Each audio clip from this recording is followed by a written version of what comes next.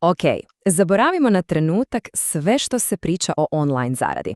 Jer ovo nije još jedan od onih generičkih vodiča.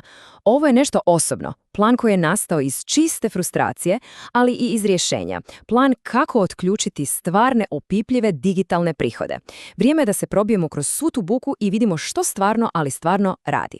A sve je krenulo zapravo s jednim obećanjem. Jedan program koji je izgledao kao sigurna stvar i onda odjednom, puf, nestane. A odgovori od podrške? Totalni kaos. Prvo kažu problem je regionalni. Onda par dana kasnije program je ugašen za sve. I na kraju ograničen je na 10 zemalja. Zvuči poznato, zar ne? E pa taj osjećaj nereda je upravo ono što idemo promijeniti. I znate što? Moja priča uopšte nije posebna. To je samo simptom jednog puno većeg problema u toj takozvanoj gig ekonomiji. To je taj beskrajni ringišpil lažnih obećanja i, naravno, neizbježnih razočaranja. Mislim da je stvarno vrijeme da se taj krug prekine. I upravo zato sam složio ovaj plan od 5 koraka. Proći ćemo kroz sve, od toga da shvatimo u kakvoj smo zamci, do otkrivanja jednog skroz novog ekonomskog modela i na kraju do konkretnog taktičkog plana koji se može početi primjenjivati. Pa, odmah. Prvi korak. Moramo shvatiti zašto se cijeli sustav uopće raspada. Idemo secirati anatomiju neuspjeha programa kao što je bio onaj od Perplexity-a. Zašto? Da bismo mogli izgraditi nešto što je otporno na takve slomove. Cijeli taj ciklus je, nažalost, bolno predvidljiv. Svaki pay-per-lead program krene s eksplozijom rasta, privuče hrpu ljudi. Ali to, naravno, neizbježno vodi do zasićenja i prijevara. I onda firma samo stisne prekidač za gašenje, a korisnici pa oni ostanu na suhom, bez zarade i bez ikakvih odgovora. Jednostavno, mora postojati bolji način. I evo ga. Tu se sve mijenja. Vrijeme za jedan fundamentalni preokret u razmišljanju. Zaboravite stari način. Dobrodošli u ekonomiju validatora.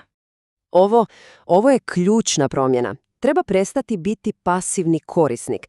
Postanite validator, aktivni sudionik čije stručno mišljenje i povratne informacije postaju roba. I to ne bilo kakva, nego vrijedna roba za koju su tvrtka itekako spremne platiti. I tako dolazimo do ovog super koncepta. Prosumer. Ako stvarno duboko razumijete alate koje koristite, bilo da se radi o AI platformama za glazbu ili nekim developerskim alatima, vi niste samo prosječan korisnik. Ne, vi ste prosumer, a vaša stručnost je zlato koje tvrtke traže. A evo, što to znači u praksi? $250 po satu. I ne, ovo nije neka fantazija. Ovo je stvarna cifra, plaćena za samo 1 sat stručnog B2B feedbacka. Ovo nije sića iz gig ekonomije. Ovo je plaćeno savjetovanje na najvišoj razini. U redu, super, ali kako doći do te brojke? Prvi smjer je najdirektniji. Unovčite svoje vrijeme i svoju stručnost za prilike koje se plaćaju odmah i to jako dobro. I ovo nije teorija. Ovo su stvarni, živi podaci s platformi kao što su Respondent i User Interviews. Pogledajte samo. Traže se stručnjaci za OLTP, baze podataka, to su one za brze online transakcije, zatim za AI alate, čak i za upravljanje Cloud CLI-em, to jest alatima naredbenog retka. I plaćaju, pa, od $140 do $250 za sat vremena. To su stvarne prilike koje postoje upravo sada. Mislim, razlika je brutalna. S jedne strane imamo tu zamku gig ekonomije gdje se sat vremena plaća za kikiriki, s druge strane je ekonomija validatora gdje sat stručnog mišljenja vrijedi i do 30 puta više. Mislim da je izbor prilično jasan, zar ne? A sad ide jedan ključan savjet. Radi se o pozicioniranju. Pazite ovo, na tim platformama nitko nije nezaposlen. Svatko je osnivač svog projekta, svog YouTube kanala ili nezavisni producent svoje glazbe. Zašto? Zato što istraživači ne traže ljude bez posla. On žele pričati s onima koji donose odluke, s ljudima koji nešto stvaraju. Način na koji se predstavite mijenja apsolutno sve. Dobro, to je bio prvi smjer, direktna zamjena vremena za novac. Ali što ako želimo to podići na višu razinu? Drugi smjer se ne vrti oko prodaje vremena, već oko pametnog korištenja utjecaja i publike. Sjećate se onog sloma PPL programa s početka? Problem zapravo nije bio u samom modelu, nego u njegovoj katastrofalnoj primjeni. Znači, treba prestati ganjati programe koji plaćaju cente za bezvrijedne prijave. Fokus se mora prebaciti na ciljane B2B preporuke koje donose stvarnu, mjerljivu vrijednost. Srećom, postoje puno boljih, stabilniji ekosustavi. Recimo, PartnerStack je centar za B2B softverske programe.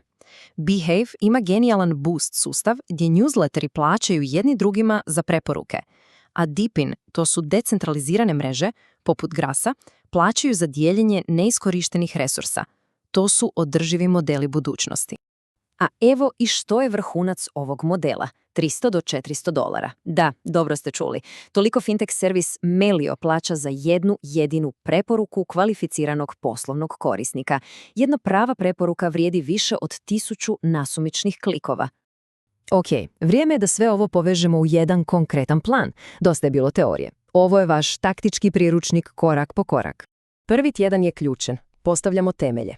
Prvo, sredite financije s Vajzom ili Payoneerom da nemate problema s isplatama. Drugo, nabrite svoje profile da zvučite kao osnivač.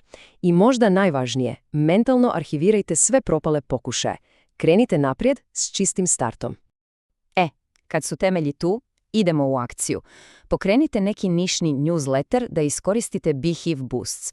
Proaktivno se javljajte AI tvrtkama i ponudite plaćeno beta testiranje. I stvarajte koristan how-to sadržaj koji će prirodno dovesti pravu publiku na vaše visokovrijedne affiliate linkove. Ako postoji samo jedna stvar koju treba zapamtiti iz svega ovoga, to je ovo. Treba prestati pasivno dijeliti linkovi i nadati se čudu. Počnite aktivno unovčavati svoju specifičnu dokazivu stručnost. Upravo to je razlika između amatera i profesionalca. I za kraj, ostaje samo jedno pitanje. Stručnost je već tu. Svatko tko se ozbiljno bavi tehnologijom, tko s njom stvara, posjeduje znanje koje je nevjerojatno vrijedno. Jedino je pitanje, dakle, je li vrijeme da se preuzme ta uloga validatora i konačno naplati ta vrijednost?